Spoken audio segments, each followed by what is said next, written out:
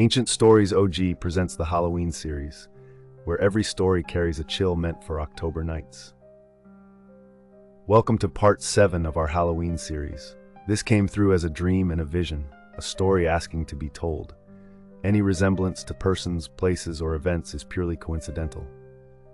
The nursing home drifted through its nights like a ship moving across another realm. Halls whispered, lights flickered, time softened at the edges. 2 rooms down the same corridor, 2 souls once bound by a pact darker than love waited for whatever came next. In one room, a man spoke of life on the road. At first, the nurse thought they were harmless stories. Long highways, truck stops glowing under endless stars, nights too wide to remember. But his words changed color. They deepened, they darkened. He began naming towns that had lived too long in the news, cold cases that never found resolution. And then he said it plainly. Those nameless dead, the Jane and John Doe victims, they were his.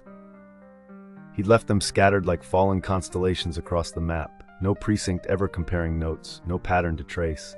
He said it like a craftsman admiring work that still held, pride in every syllable. The nurse didn't flinch.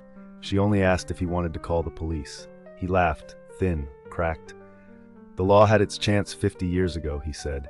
He wasn't looking for justice, just someone to hear his greatness before the end.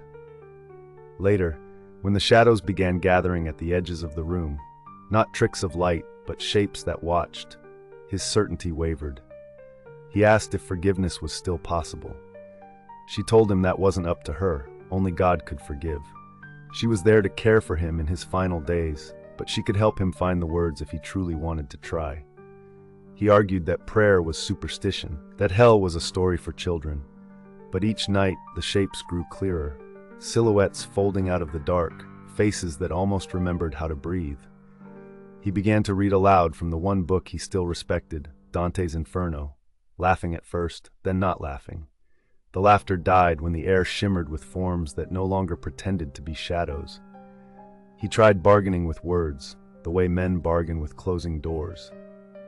He told the nurse he'd done terrible things because he was drunk, under the influence, addicted to the rush of control.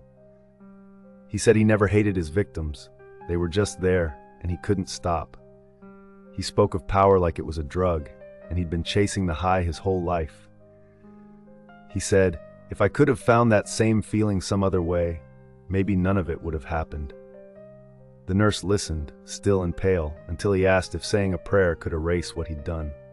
She told him it couldn't erase, it could only reveal.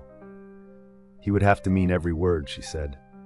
God can see through rehearsals. He asked what words he should use. The nurse thought for a long time, then whispered, try this. I name what I've done and I stop pretending it was small. For every life I harmed, for every family left in grief, I ask that their pain cease and they find the closure that brings rest. I ask the ones I silence to find peace beyond my reach. I ask for the courage to feel what I refuse to feel. May remorse open the door that pride kept closed. If there's a God who still listens, let him look on me with mercy and forgive what I now understand. Not because I deserve it, but because they do. He repeated it once, his voice shaking on remorse.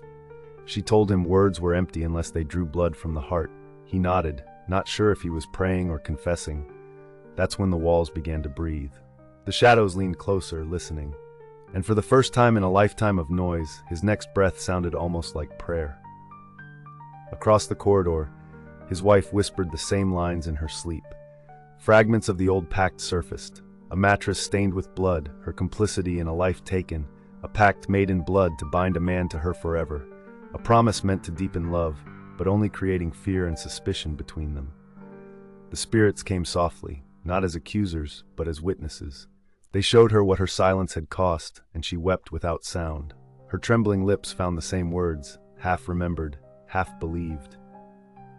By morning, the nurse walked the corridor between their rooms, the air thick with something unseen. In his room, the lamp still burned, the light haloed through dust like ash falling in slow motion. No one knows what he whispered last, only that the shadows faded and the quiet felt different, thinner, like a veil finally torn. They circled around the idea of truth like people afraid of fire, close enough to feel its heat, not brave enough to walk through it. Yet the act of seeing their reflection was the beginning of atonement. The psyche doesn't need a courtroom to stand trial. It just needs recognition and the gravity of truth without pretense. That's what peace looks like from souls who never learned how to pray, but in their last moments longed for mercy.